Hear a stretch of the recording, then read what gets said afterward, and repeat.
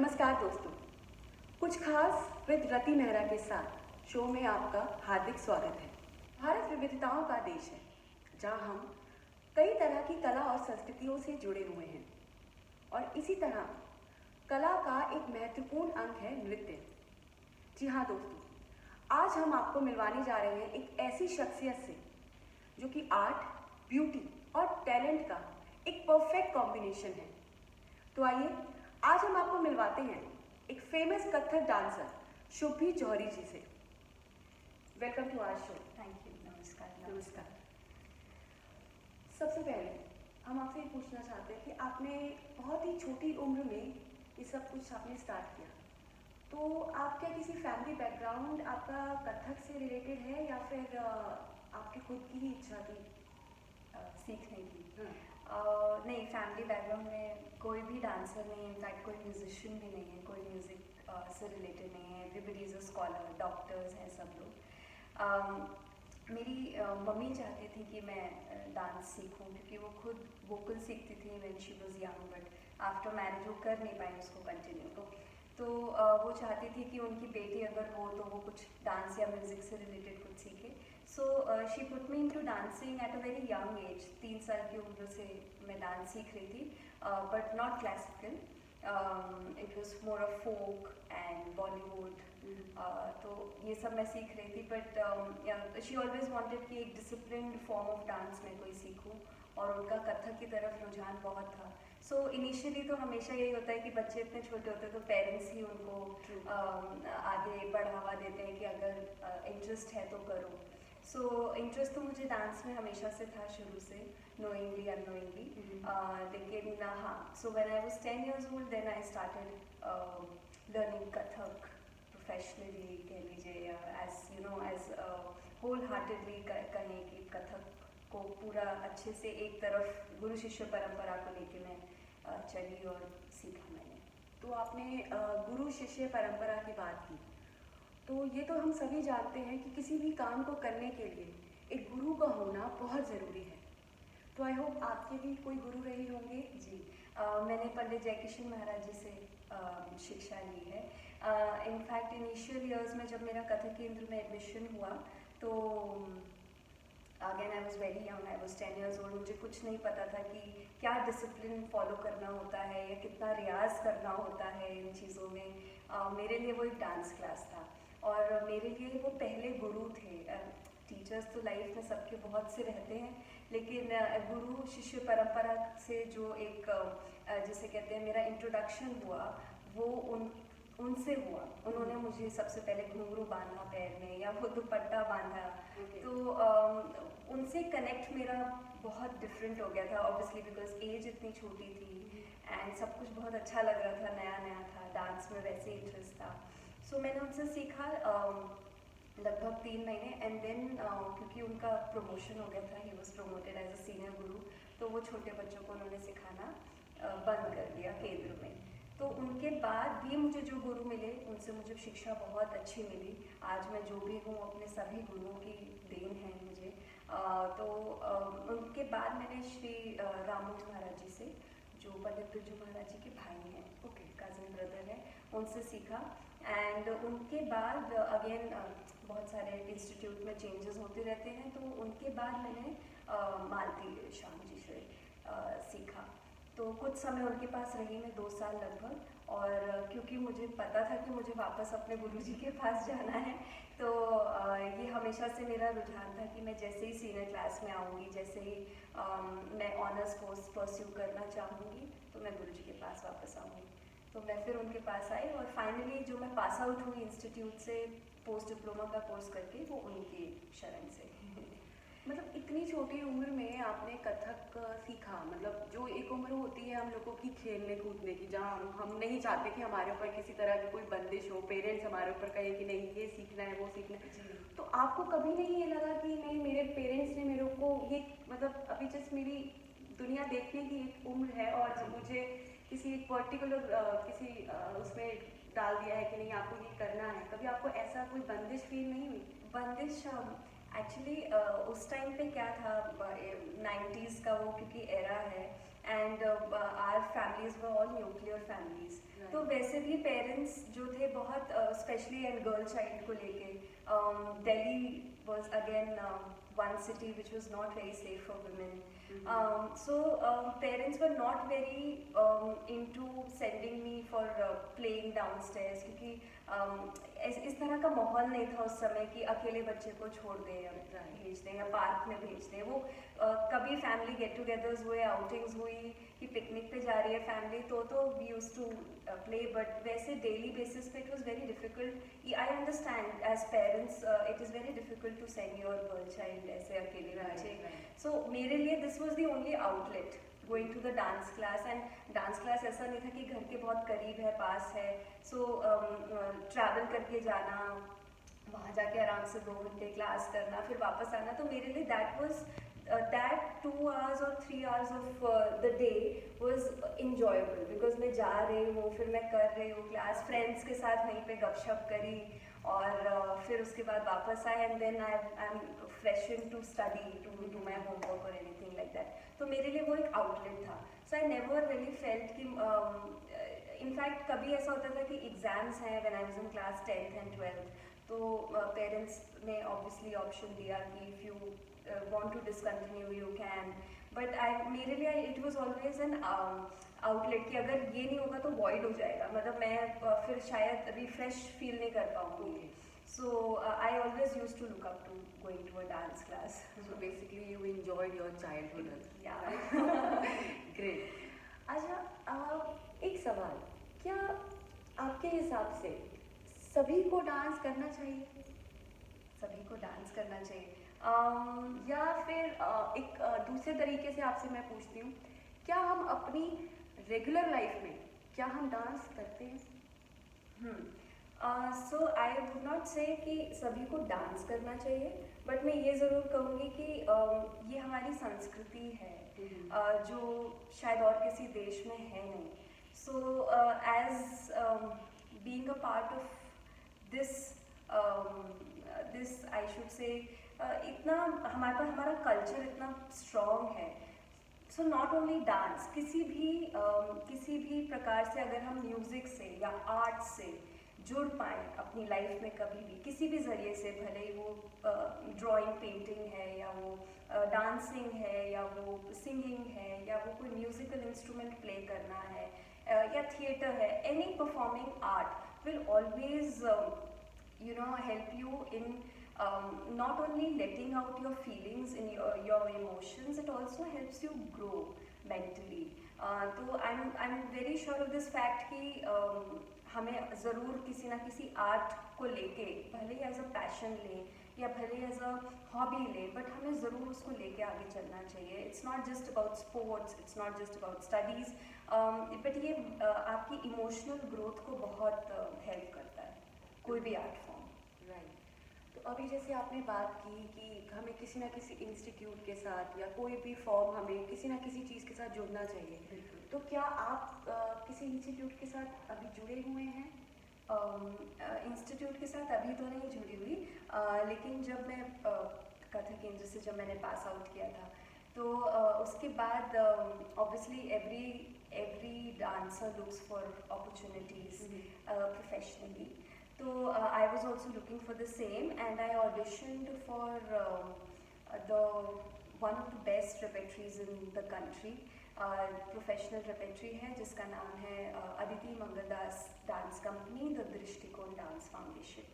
So I auditioned for the company and I got selected. So I was associated with that company for over 4 years. And मैंने उनके साथ professionally काम किया as a repertory artist, और काफ़ी सीखने मिला, because when you venture into the industry professionally you need to learn a lot of things regarding stage, regarding costumes, regarding dancing, your own self, क्योंकि अभी तक आप सिर्फ सीख रहे थे, एक क्लासरूम ट्रेनिंग में थे, बट एक्चुअली स्टेज पे जाके how to present yourself is one thing that I understood there. And then I can say that वो मेंटरिंग जो मुझे मिली उन 4 सालों में, आई कुड एक्चुअली एग्जीक्यूटेड जब मैं finally I went solo in the industry. Great.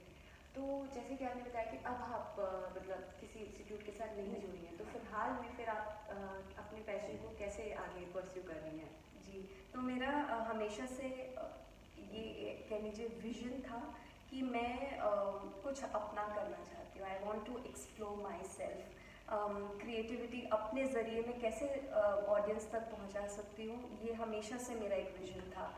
चाहे मैं ये सोच रही थी कि मुझे इसको प्रोफेशनली परस्यू करना है या नहीं, बट मैं हमेशा से मुझे ये था कि मैं कुछ अपना करूँगी, कुछ अपने तरीके से इसको दिखाने की कोशिश करूँगी दुनिया को। सो उसकी फाउंडेशन जो ले हो गई थी वो तो 2011 में हो गई थी। So we are basically a company, Samantha Dance Company के नाम से, we are Delhi based, and we इसलिए कह रही हूँ because it was co-founded by two of us, and both of us were batchmates जब हम केंद्र में स्टूडेंट्स थे.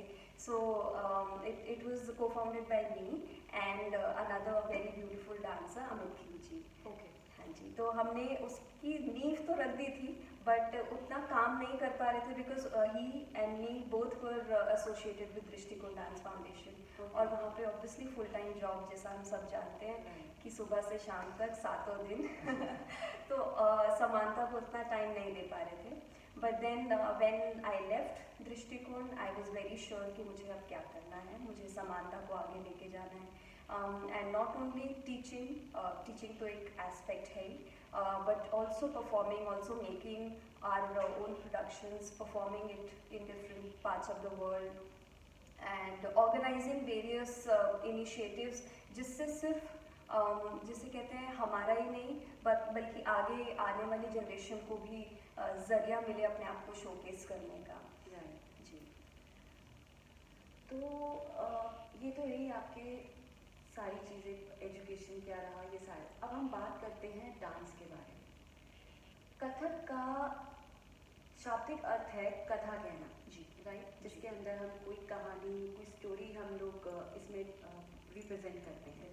तो इसके बारे में आप हमें बताइए कि ये एग्जैक्टली क्या चीज़ है कथक. हाँ जी, सो कथक जैसे कि सब जानते हैं, कथा कहे सो कथक कहा है. तो Kathak is obviously story telling, but कई बार जैसे आजकल की जनरेशन में ये बहुत आम सवाल हो गया है कि हम जब टेक्निकल सारा डांस कर रहे हैं तो ऑडियंस को कुछ समझ में नहीं आ रहा है. So where is the story telling aspect. तो मैं ये कहूँगी कि मेरे गुरुजी हमेशा कहते थे कि जो भी बोल्स भी हैं, बेसिक ता थे तत, छोटा सा बोल है, ये फर्स्ट बोल है जो हमें सिखाए जाते हैं on the very first day of our class introduction में. ये बोल ही अपने आप में एक बहुत मीनिंगफुल बोल है. ता का अर्थ है जो स्वर्ग जिसे हम कहते हैं, जो तीन लोक हैं, सो ता थे तत उनको दर्शाता है. एंड थे इज़ द पाताल लोक जिसे हम कहते हैं, और तत इज़ धरती. तो जब यहीं से स्टोरी टेलिंग की शुरुआत हो जाती है कि जब आप ता थे तत कर रहे हैं तो आप तीनों लोगों को आपस में जोड़ रहे हैं, इन्वॉल्व कर रहे हैं. तीनों शब्दों का अर्थ अलग है, तीनों शब्दों को करने का तरीका अलग है.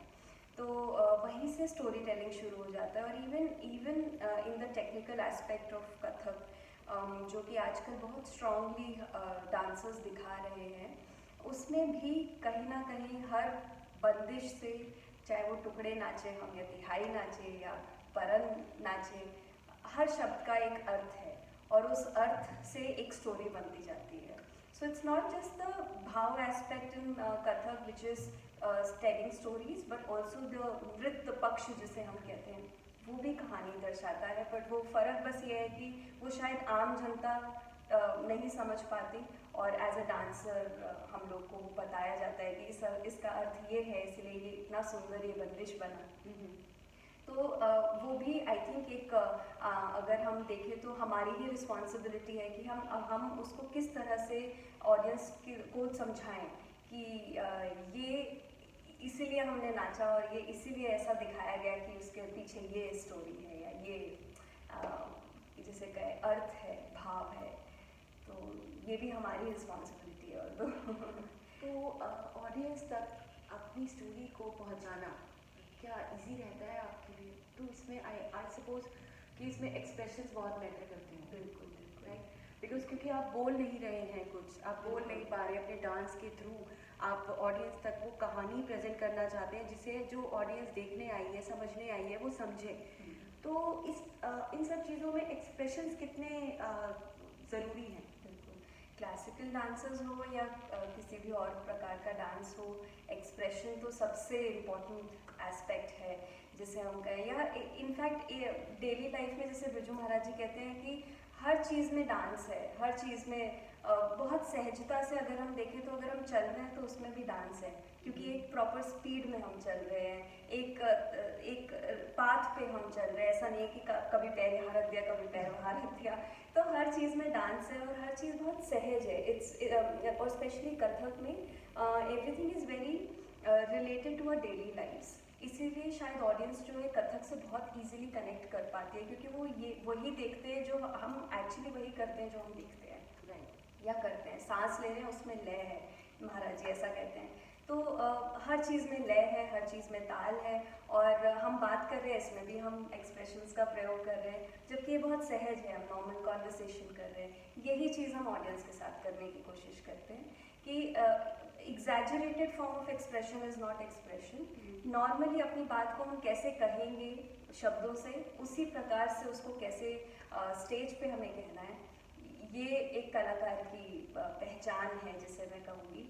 एटलीस्ट जो मैंने सीखा है कि हर चीज़ को बहुत एग्जैजरेट करना या बहुत लाउड कहना भी ज़रूरी नहीं है। अगर नॉर्मली आप अपने इमोशन को सिर्फ जैसे आप नॉर्मली दिखाएंगे वैसे भी दिखाएंगे तो ऑडियंस समझ जाएगी, they will be able to connect with you heart to heart. True. जैसे अभी आपने बताया लय और ताल के बारे में, तो लय और ताल की जब बात आती है तो म्यूज़िक की बात आती है। बिल्कुल। तो जहाँ डांस है वहाँ म्यूज़िक भी है, तो नृत्य में म्यूज़िक का क्या रोल है? बहुत बहुत इम्पोर्टेंट।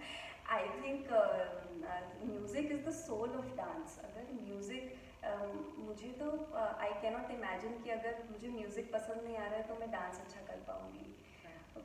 तो आई थिंक म्यूज़िक की नॉलेज होना not only for the dancers, even audiences. अगर मैं ऑडियंस में बैठी हूँ और मैं नहीं जानती कि सामने वाला क्या डांस कर रहा है, और अगर म्यूज़िक इतना अपीलिंग है कानों को, तो आई थिंक ऑटोमेटिकली आधा, जो कहते हैं ना, अभी आपने एक्सप्रेशन की बात की, तो आधा एक्सप्रेशन तो म्यूज़िक ही दे देता है डांस को। सो मेरे लिए तो म्यूज़िक की बहुत बहुत ज़्यादा इम्पोर्टेंस है। तो म्यूज़िक किसी को जैसे डांस करना है तो क्या उसे म्यूज़िक की ट्रेनिंग अलग से लेनी पड़ती है, या फिर आपके डांस में ही आपको ट्रेनिंग्स दी जाती है म्यूज़िक? जी, ये बहुत अच्छा सवाल आपने पूछा, क्योंकि आजकल क्योंकि बहुत कमर्शियल हो गया है सब कुछ। इवन जो भी इंस्टीट्यूट्स हैं डांसेस के, वो बहुत ज़्यादा फोकस नहीं करते ऑन म्यूज़िक का नॉलेज रखना, या इवन अदर डांस फॉर्म्स का नॉलेज रखना। अगर मैं कथक डांसर हूँ तो ज़रूरी नहीं है कि मुझे सिर्फ कथक के बारे में पता होना चाहिए, या मुझे सिर्फ कथक को एंजॉय करना आना चाहिए, मुझे और डांसेस भी एंजॉय और समझ आने चाहिए। सो इस चीज़ की training I have been very blessed कि मैं कथक केंद्र से पास आउट हुई, क्योंकि वो एक लौता अभी ऐसा इंस्टीट्यूट है जो ना कि सिर्फ कथक की ट्रेनिंग आपको दे रहा है, उसके साथ साथ they also give you subsidiary subjects to learn, to understand. और ऐसे नहीं कि कुछ समय के लिए, it is good training of 5 years जो आपको लेनी होती है। सो जब आप कथक केंद्र में जब प्रोफेशनली अपने कोर्स को परस्यू करते हैं, so you are not only learning dance और the theory behind dance, practical, सिर्फ वही नहीं आप लर्न कर रहे हैं, आप म्यूज़िक, वोकल म्यूज़िक की वहाँ पे क्लासेस होती हैं, वहाँ पे तबला पखावज की क्लासेस होती हैं, वहाँ पे योगा की क्लासेस होती हैं, वहाँ पे मेकअप की ट्रेनिंग दी जाती है। सो हर चीज़ को लेके वहाँ पे हमें ट्रेनिंग दी जाती है, और हर चीज़ का एग्ज़ाम भी होता है ऐसा नहीं है। तो उन्हीं क्लासेस में जब आप सब्सिडरी सब्जेक्ट्स को पढ़ रहे हैं, समझ रहे हैं, जब आप गा रहे हैं, तो आपको खुद समझ में आता है कि अच्छा, ये आगे जाके जब आप प्रोफेशनली अपनी चीज़ को परस्यू करना चाहें अगर, तो आप उसको रिलेट कर पाते हैं कि अच्छा ये सुर है, अच्छा ये राग है। अगर रागों की आपको नॉलेज मिलती है तो उस वजह से आप अपने जो प्रोडक्शंस बनाते हैं या अपने पीसेस डिज़ाइन करते हैं, तो उसके अंदर म्यूज़िक के लिए आप अपने म्यूजिशियंस को थोड़ी गाइडेंस दे पाते हैं कि आपको क्या चाहिए, क्योंकि क्योंकि म्यूजिशियन तो अपने हिसाब से कुछ क्रिएट करेंगे, आप एज अ डांसर अपने हिसाब से कुछ क्रिएट करेंगे, लेकिन वो एक कनेक्ट होना कि मुझे इस चीज़ की रिक्वायरमेंट है अपने पीस में, तो वो नॉलेज आप तभी किसी के साथ शेयर कर पाएंगे जब आपके पास खुद हो, भले ही बेसिक हो, लेकिन होनी ज़रूरी है। राइट। तो अभी आपने तबला पखावज की बात की, तो इसका मतलब ये है कि म्यूज़िक भी ज़रूरी है, तो इसके साथ इंस्ट्रूमेंट्स भी बहुत ज़रूरी है। जी, तो इंस्ट्रूमेंट की नॉलेज सेम वहाँ पे हमें तबला या पखावज में से ऑप्शन दिया जाता था चूज़ करने का, एंड परकशन की नॉलेज इसलिए क्योंकि tabla is the main instrument या percussion is the base in Kathak. तो जैसे भरतनाट्यम में आपको मंजीरा बजाना बताते हैं, बिकॉज अगर आपको ताल की नॉलेज नहीं है या ताल कैसे, उसके पीछे का क्या बैकग्राउंड है यही नहीं पता है, तो आप आगे चीज़ें क्रिएट नहीं कर पाएंगे।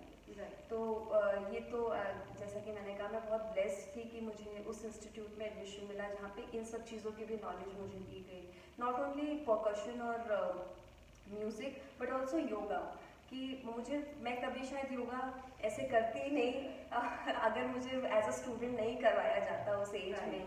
मुझे पता ही नहीं चलता कि मेरी बॉडी में कितनी फ्लेक्सिबिलिटी है या मुझे कहाँ इम्प्रूवमेंट की ज़रूरत है, या इवन जिसे हम कहते हैं योगिक एक्सरसाइजेस, मेडिटेशन और वो सब, वो कनेक्ट करने में बहुत हेल्प करता है कि जो आप सोच रहे हैं, जो आप समझ रहे हैं, क्या वो सही है कि नहीं। तो हर लेवल पे इन सब चीज़ों का आपस में आपके पास होना बहुत ज़रूरी है। अब हम एक बात करते हैं म्यूज़िक की। अगर हम बात कर रहे थे तो म्यूज़िक में घराना जी एक इम्पॉर्टेंट पार्ट होता है, राइट?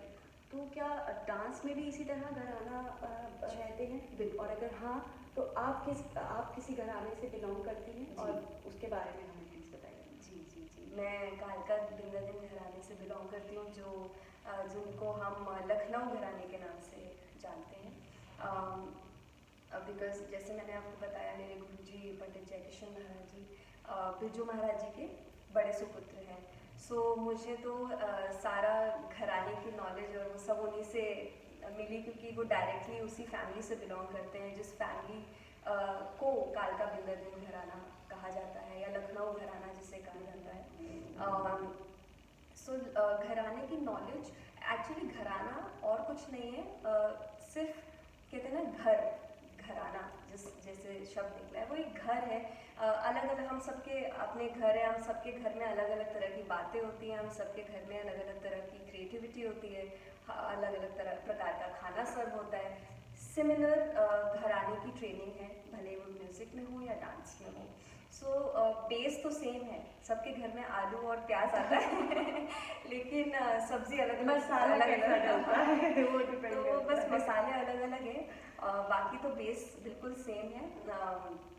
ये है कि क्या इन्फ्लुएंस आया इस घराने में, और वो इन्फ्लुएंस कहाँ से आता है, जिस मिट्टी से वो जुड़े होते हैं, जिस स्टेट से वो जुड़े होते हैं, वहाँ का इन्फ्लुएंस आता है। उस समय किस तरह का वहाँ पे इन्वायरमेंट था, जैसे लखनऊ घराने की उपज इस वजह से हुई क्योंकि कोर्ट रूम डांसिंग बहुत ज़्यादा वहाँ उस टाइम पे प्रिवेलेंट थी, जब नवाब्स रूल कर रहे थे लखनऊ में और कोर्ट्स में डांस किया जाता था। अब ये फ़र्क तो हम जानेंगे कि अगर मंदिरों से क्लासिकल डांसेस को निकाला गया तो वो कहाँ गए, फिर फाइनली कोर्ट्स में गए, एंड देन फिर नवाब किस तरह का डांस देखना चाहते हैं, फिर वो इन्फ्लुएंसेस इनकॉर्पोरेट होते गए। ऐसा नहीं है कि मंदिर के टाइम पे जो डांस होता था वो ख़त्म हो गया, वो इन्हेंस होता गया, वो धीरे धीरे चेंज आता गया। सिमिलर तरीके से जब हम स्टेज पे आए तो स्टेज पे बहुत सारी चीज़ें बदली, प्रेजेंटेशन के तरीके बदले, जो हम आज अपना रेpertoire नाचते हैं उसको करने का तरीका बदला, उसके कॉन्सेप्ट्स बदले। तो यही चेंज उस टाइम पे कोर्ट रूम डांसिंग की वजह से आया, एंड जब वो आया तो लखनऊ घराना इस्टेब्लिश हुआ। और उस टाइम पे जो चीज़ें आई कि बहुत नज़ाकत है इस घराने में, वो इसीलिए है क्योंकि नवाबों के सामने बहुत किया जाता था। तो वो, और वही नवाब चाहते भी थे कि बहुत कुछ एक्सप्रेसिव हो, बहुत स्वीट सॉफ्ट हो। तो उसका मतलब ये नहीं है कि हमारे घराने में हम लोग परने नहीं नाचते या तेज़ तरह चीज़ें नहीं नाचते, हम बिल्कुल नाचते हैं, बट वो उस टाइम पे वो इन्फ्लुएंस आ गया उस चीज़ का और वो चीज़ की अहमियत बढ़ गई थी। तो इस वजह से लखनऊ घराना is very famous for their भाव एंड ठहराव जिसे हम कहते हैं, वो बहुत मायने रखा। तो अभी जैसे आपने पुराने ज़माने की बात की, पुराने ज़माने के राजाओं की बात की सारी, तो जो पहले के तरीके की कथक हुआ करता था, तो क्या कुछ डिफरेंस अब आज की जनरेशन में आप देखने को आपको मिलती है, आपकी अपनी जनरेशन में? बिल्कुल बिल्कुल। जिसे कहते हैं हम, change is the only constant, and change आना भी बहुत ज़रूरी है। कहते हैं ना, समय के साथ चलो वरना आप पीछे रह जाओ। तो चेंज आना बहुत ज़रूरी है। जैसे कि अभी का अगर हम सिचुएशन देखें कि हम जिस सिनेरियो में हैं, पैंडमिक है, बहुत सी चीज़ें अभी हमें पता नहीं है, हम एंटिसिपेट नहीं कर सकते कि आगे, जैसे अभी कितने सारे शोज़ हम लोग डांस करते थे थिएटर में जाके, और शोज़ देखने जाते थे कि वो हमारे लिए एक एंटरटेनमेंट का ज़रिया कह लीजिए, रिलैक्सेशन का ज़रिया कह लीजिए, वो सब अब पता नहीं आगे हो पाएगा कि नहीं। तो this time is the perfect example to show कि कितना चेंज आया है over the period of years, not only Kathak, किसी भी क्लासिकल डांस फॉर्म में। अब जैसे हम कहते हैं कि हमें पता नहीं आगे क्या स्टेज पे डांस होगा, तो नहीं होगा तो शायद यही हमारा ज़रिया है लोगों तक पहुंचने का और अगर यही ज़रिया है तो हमें बहुत सी नई चीज़ें भी सीखनी है, भले ही वो कैमरा का फ्रेम सेट करना हो या फिर लाइट्स हमारे फेस पे आ रही है कि नहीं नहीं, but I pray to God कि जल्दी से जल्दी हम ये ऑनलाइन वाले कंसेप्ट से निकल के हम जल्दी स्टेज पे जाके परफॉर्म करें, ताकि लोग आके हमें देखें और हम बस अब परफॉर्म करना चाहते हैं, राइट। तो जैसे कि अभी आपने बात की ये पेंडेमिक सिचुएशन की बात की, तो ये इस टाइम तो हम आर्टिस्ट लोग इससे बहुत ज़्यादा एक्चुअली सफ़र कर रहे हैं, बिकॉज हमारे लिए काम करना अभी थोड़ा सा मुश्किल हो गया है। तो ये 3-4 महीने का सफ़र अभी तक हम तय कर चुके हैं, और अभी नहीं पता कि कितना और समय हमें इंतज़ार करना पड़ेगा। तो आपका ये टाइम, जो ये 3-4 महीने का जो आपका टाइम था, ये आपने किस तरह से निकाला? आई नो ये बड़ा ट्रिकी सा क्वेश्चन। सो इनिशियली तो आई थिंक हम सभी के लिए बहुत मुश्किल था ये एक्सेप्ट करना कि ये क्या हो गया। भले हम एज एन आर्टिस्ट बात करें या एक नॉर्मल ह्यूमन बीइंग की तरह, कि घर पे बैठना और काम पे ना जाना सबके लिए बहुत मुश्किल था।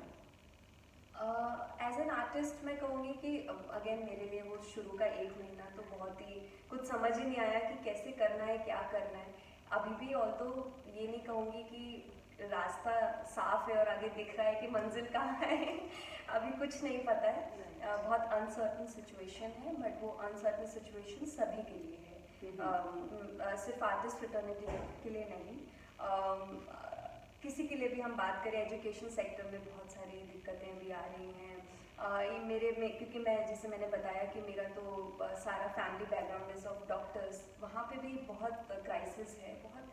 तो क्राइसिस जो है देश या दुनिया पूरी तरीके से फेस कर रहा है। ऐसा नहीं है कि सिर्फ एक ही लाइन में दिक्कतें आ रही हैं। बाकी अगर मैं उसकी बात करें तो धीरे धीरे जैसे हम सभी ने अपने आप को यूज़ टू किया कि अब शायद यही कुछ समय तक चलेगा, तो मैंने भी ट्राई किया। एंड टीचिंग इस समय मुझे बहुत सपोर्ट कर रही है। मैं कहूँगी मेरे स्टूडेंट्स भी, मैं बहुत लकी हूँ कि मुझे ऐसे पेरेंट्स मिले, ऐसे स्टूडेंट्स मिले जो कंटिन्यू करना चाहते थे ड्यूरिंग दिस टाइम ऑल्सो।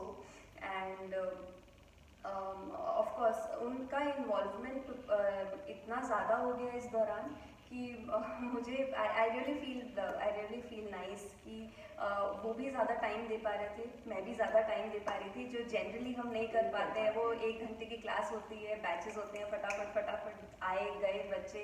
इस समय पे उन्होंने काफ़ी इन्वॉल्व हो गए थे वो, तो मैं भी काफ़ी इन्वॉल्व हो गई थी उनके साथ। तो आई थिंक स्टूडेंट्स के साथ मेरा ये टाइम काफ़ी अच्छा बीता।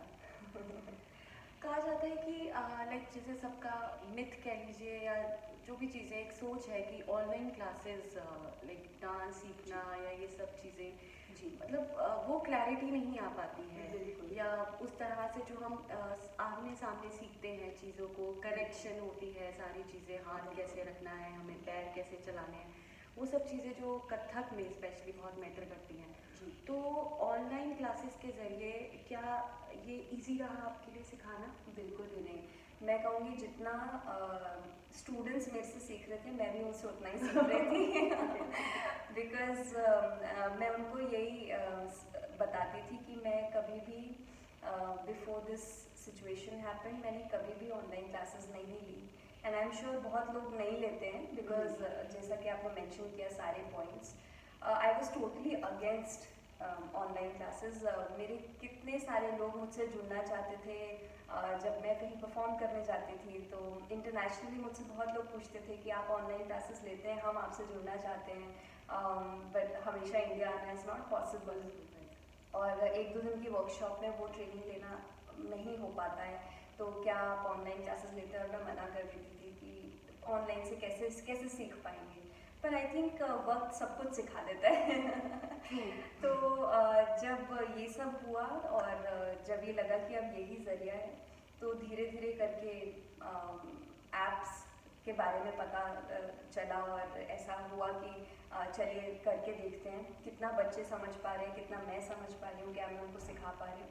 तो I think again I have been in the learning process over the 3-4 months जो भी अभी निकले हैं ऑनलाइन क्लासेस के, और मैं अभी भी सीख ही रही हूँ। जैसा भी जब भी लगता है कि अच्छा ये चैलेंज आ रहा है, ये चैलेंज आ रहा है समझाने में या सिखाने में, तो उसका कुछ ना कुछ उसको सोचें तो सोल्यूशन मिलता ही है, और वो सोल्यूशंस मिलते चले गए धीरे धीरे, कभी बच्चों की हेल्प से, कभी पेरेंट्स की हेल्प से, कभी खुद से जब इंट्रोस्पेक्ट किया कि इसको कैसे ठीक किया जाए, अब तो यही एक जरिया है, तो जवाब मिलते गए और अभी भी चल ही रहा है। तो बेसिकली हमने फिर से इन 3-4 महीनों में कुछ नया सीखा। बिल्कुल। तो अभी आपने बात की इंटरनेशनल ट्रिप्स के बारे में, राइट? तो आपने भी इंटरनेशनल ट्रिप्स किए होंगे। सो पहला आपका इंटरनेशनल ट्रिप कहाँ का था, कैसा था, और उसका क्या एक्सपीरियंस रहा आपका? हाँ। पहली चीज़ कहते हैं ना कि बहुत डियर होती है आपके लिए, हमेशा याद रहती है आपको। मैं आई वॉज 19 ईयर ओल्ड जब मैं फर्स्ट टाइम इंटरनेशनल मैंने ट्रैवल किया।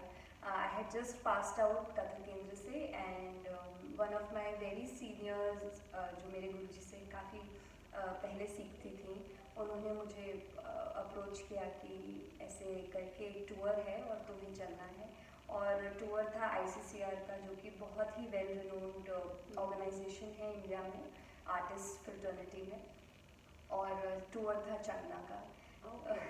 तो और बहुत ही यंग एज थी मुझे तो उस टाइम, जिसे कहते हैं ना एकदम स्कूल से पास आउट हुए, एकदम इंस्टीट्यूट से पास आउट हुए, तो बिल्कुल पता ही नहीं होता कि कैसे डिसीजंस लेने हैं। और जब दीदी क्या क्या एज रही होगी आपकी? 19। तो जब दीदी ने मुझे बोला कि तुम्हें चलना है और ये डेट्स हैं और ऐसे है, तो मैंने सबसे पहली बात जो उनसे कही वो कही कि दीदी आप 1 मिनट होल्ड कीजिए, मैं मम्मी से पूछ के तो उन्होंने कहा मम्मी से क्यों पूछना है, मतलब अब तुम प्रोफेशनल हो, तुम पास आउट हो गई हो, और मैं तुम्हें पूछ नहीं रही हूँ, मैं तुम्हें बता रही हूँ कि तुम्हें चलना है। तो खैर वो ट्रिप हुआ, और हम बहुत सारे लोग थे, आई बिलीव 15-20 लोग थे, including musicians, technical staff, dancers, और फर्स्ट एक्सपीरियंस जिसे कहते हैं हर चीज़ आपको याद होती है कि कैसे आप यहाँ से आपने पैकिंग की, और वो लिमिटेड नंबर ऑफ kilograms में आपने सब कुछ स्टफ किया। You were so excited, I suppose. First trip, and that too international. बहुत। और मैं ज़रूर दीदी का नाम लेना यहाँ पे ज़रूर चाहती हूँ, नम्रता पवनानी जी, क्योंकि ऐसे एकदम से एक न्यू कमर को, जिसको बिल्कुल एक्सपीरियंस नहीं है, उसके साथ भी ट्रैवल करना is like a big decision that she took, and उन्होंने मुझे ट्रस्ट किया उस टाइम पे, मेरे लिए बहुत बड़ी बात है। और हाँ, वो 1 हफ्ते का टूर था, हम लोग बीजिंग गए, शंघाई गए, एंड बहुत सारी चीज़ें उसमें नई हुई। स्टेज रिहर्सल्स कैसे होती हैं इंटरनेशनल लोगों के साथ, उनका जो टेक्निकल स्टाफ है वो कैसे, उनका टाइमिंग्स, हर चीज़ बड़ा स्लॉट वाइज होती है, everything is very timed.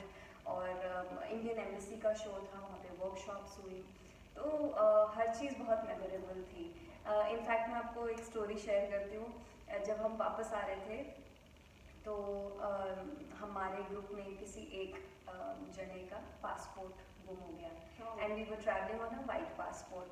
So white passport गुम होना तो बहुत ही it was a very big deal. So जो हमारी लीडर थी Namrata didi, she had to stay back with the person concern, and we were all travelling back alone इसलिए क्योंकि बहुत छोटी थी मैं तो मुझे ऐसा लगा अब तो दीदी भी नहीं है, अब मैं मम्मी को क्या जवाब दूँगी।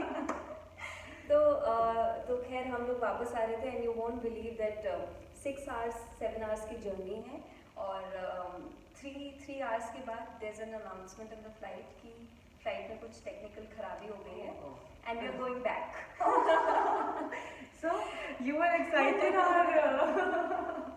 और उस टाइम फोन्स वगैरह तो कुछ होते ही नहीं थे, एंड इंटरनेशनल कॉलिंग तो मतलब व्हाट्सएप वगैरह कुछ नहीं था, तो how do you inform your parents.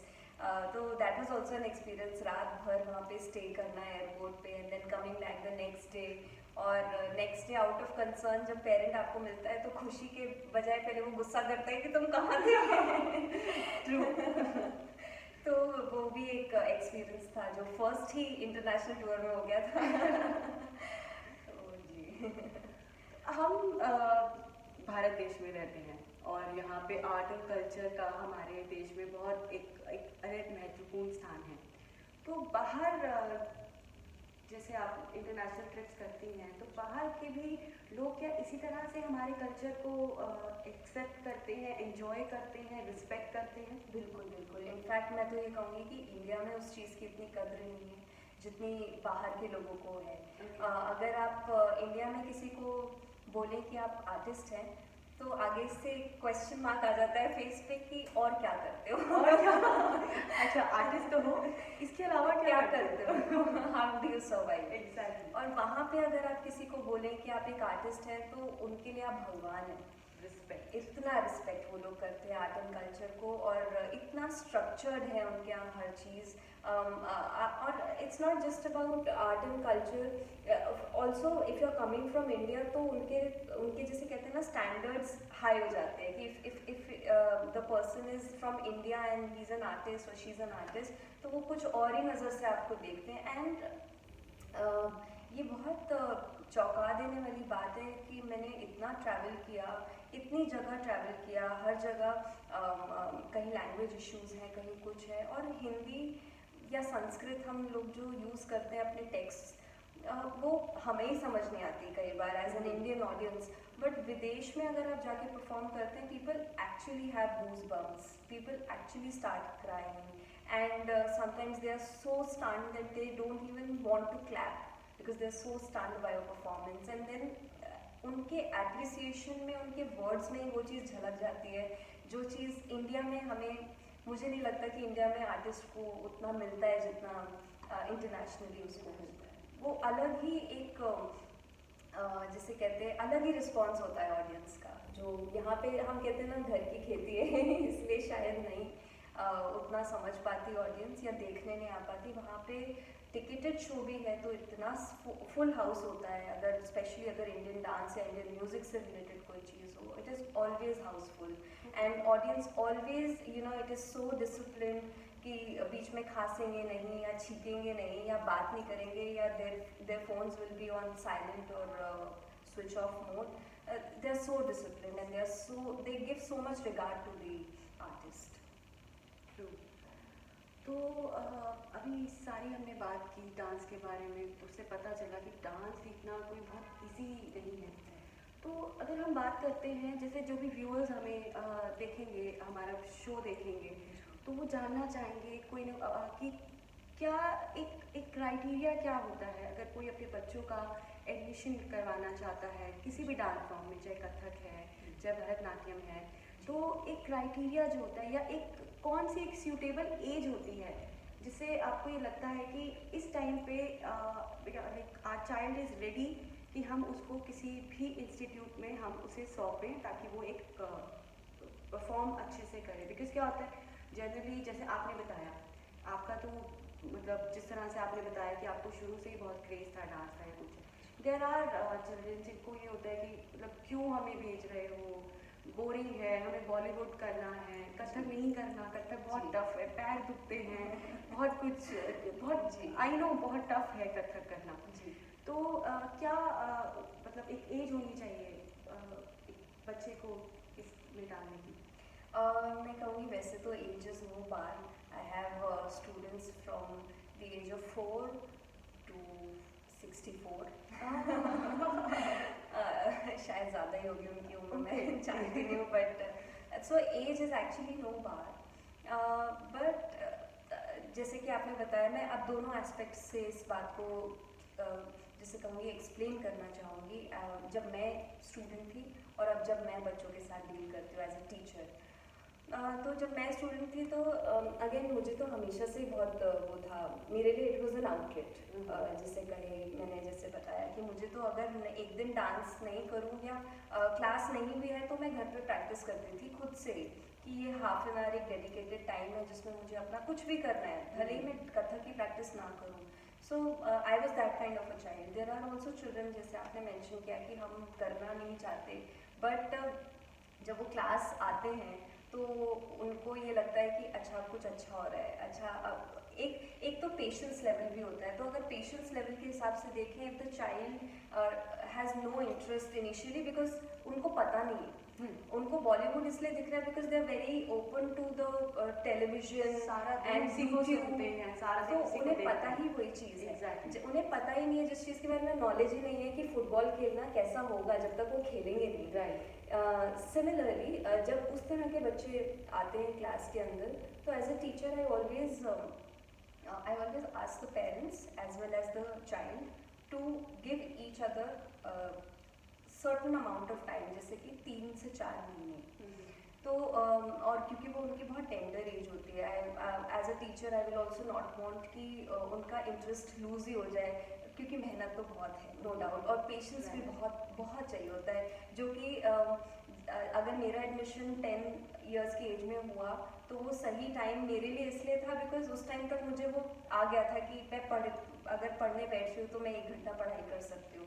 Similarly कि अगर बच्चा आ रहा है तो उसे पता है कि 1 साल तक हमें यही बेसिक्स करने हैं, उसे नया सॉन्ग नहीं सीखना या नया वो नहीं करना। So that time is required. और वो जब 3-4 महीने में जब उससे होने लगती है ना चीज़ें, तब वो रियलाइज़ करता है अच्छा अभी तक तो मैं ये नहीं कर पा रहा था और अब मैं ये कर पा रहा हूँ, तो now the interest starts developing.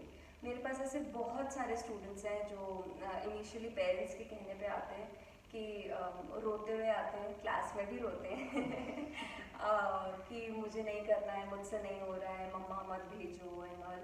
But वो इनिशियली 1 साल का पीरियड जो होता है वो थोड़ा सा फ्लक्चुएटिंग ज़रूर होता है, बट उसके बाद इवन इफ दे जैसे कहते हैं ना, कुछ नहीं भी अगर उन्हें डांस आगे परस्यू करना है या उनका पैशन नहीं भी है या उनका इंटरेस्ट नहीं भी है, तो भी they start enjoying it because they feel that now we can do it. जो चीज़ हम नहीं कर पा रहे थे पिछले कुछ महीनों में, अब हम कर पा रहे हैं। So they themselves generate that mindset कि ये तो हम कर सकते हैं, मतलब this is not something that we can not do. But yes, it takes time. It is not something like Bollywood की एक सॉन्ग की कोरियोग्राफी सिखाई, बच्चे ने प्रैक्टिस किया और परफॉर्म कर दिया। वो चीज़ ज़रूर डिफरेंट है, और उस चीज़ में सिर्फ एक ही चीज़ चाहिए होती है, पेशेंस। चाहे टीचर के लिए है, चाहे बच्चे के लिए है या पेरेंट के लिए है, तीनों के लेवल पे पेशेंस चाहिए बस। तो इनसे बात करके हमें एक बात तो हमें अच्छे से समझ आ गई कि डांस सिर्फ डांस नहीं है, उसमें आपको बहुत कुछ सीखना पड़ता है। उसमें आपको म्यूज़िक भी चाहिए, उसमें आपको इंस्ट्रूमेंट भी चाहिए, पेशेंस भी चाहिए, एक्सप्रेशंस भी चाहिए, बहुत कुछ आपको सीखना पड़ता है। तो it's not an easy job, right? तो आपसे हमें आज बहुत कुछ क्लैरिटी हो गई कथक के बारे में, एंड आई होप जो भी व्यूअर्स हमें देख रहे हैं वो एक्साइटेड भी होंगे कि येस अब हमें भी कथक सीखना है, because I know it's a beautiful dance form. Absolutely. और आपने अपनी सारी चीज़ों से, अपने एक्सपीरियंस से हमें बहुत कुछ बता भी दिया कि किस तरह से हम लोगों को जो सोच रहे हैं आगे इस फॉर्म में जाने की, या जो जिनको आइडिया नहीं था कि किस तरह का डांस फॉर्म है, आपने आई थिंक अपनी अपनी इस हमारी बातचीत के जरिए वो सारी चीज़ों को क्लियर कर दिया है। And it was lovely talking to you. Same here, I absolutely have the same mutual feelings. मुझे बहुत अच्छा लगा सब कुछ शेयर करके, and I hope it was useful for all of us here. तो एक बार साइन आउट करने से पहले मैं चाहती हूँ आप प्लीज़ अपने इंस्टीट्यूट के बारे में अपने व्यूवर्स को प्लीज़ बताएं। बिल्कुल बिल्कुल। उसका नाम और प्लीज़ आप इन्फॉर्म कीजिए अपने इंस्टीट्यूट से। जी। सो जैसा कि मैंने बताया, मेरी कंपनी का नाम समांता डांस कंपनी है। The company has been running for over 9 years now, and हम लोग हर क्षेत्र में काम करने की कोशिश कर रहे हैं, ना ही परफॉर्मिंग फील्ड, ना ही teaching field, but we are also trying to take a lot of initiatives जो कि यंगर जनरेशन को हेल्प कर सकते हैं, बिकॉज जो स्ट्रगल्स हमने देखी, हम नहीं चाहते कि वो स्ट्रगल्स आगे आने वाली जनरेशन देखे। एटलीस्ट हम इतना कंट्रीब्यूट कर सकते हैं कि जो इस इंडस्ट्री ने, इस फ्रेटर्निटी ने, इस कला ने हमें दिया है, वो आगे हम अपने नेक्स्ट आने वाले जनरेशन को दे सकें, उनको एटलीस्ट वो प्लेटफॉर्म प्रोवाइड कर सके जिसकी कमी हमें थी। तो हम हर तरीके से कोशिश कर रहे हैं। अभी हम बहुत यंग हैं, गलतियां भी करते हैं, पर कोशिश कर रहे हैं कि अच्छा सिखा सकें।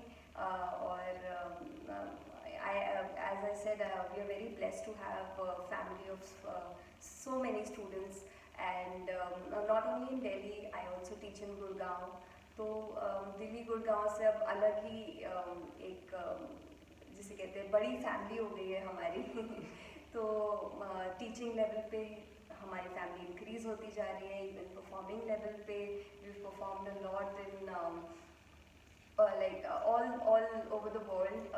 People are calling us, and we are blessed to be there.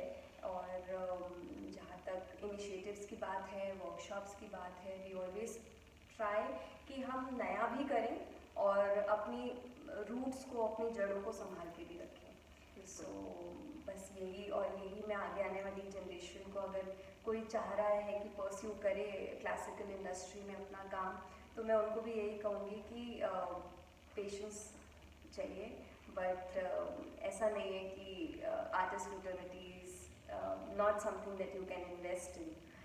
It's definitely something to go for. Thank you so much Shubhi ji, हमारे साथ अपने व्यूज़ और अपने एक्सपीरियंस शेयर करने के लिए। Thank you so much, thank you for having me. And I wish you best of luck for your future, and I hope आप इसी तरह से तरक्की की सीढ़ियाँ चढ़ते जाएं और फिर हम मिलें दोबारा, फिर आपसे बातचीत करें कुछ और नए एक्सपीरियंस के साथ। तो हमसे बात करने के लिए आपका बहुत बहुत शुक्रिया। Thank you. और व्यूअर्स, हमारे साथ जुड़े रहने के लिए भी आपका बहुत बहुत शुक्रिया। Thank you so much.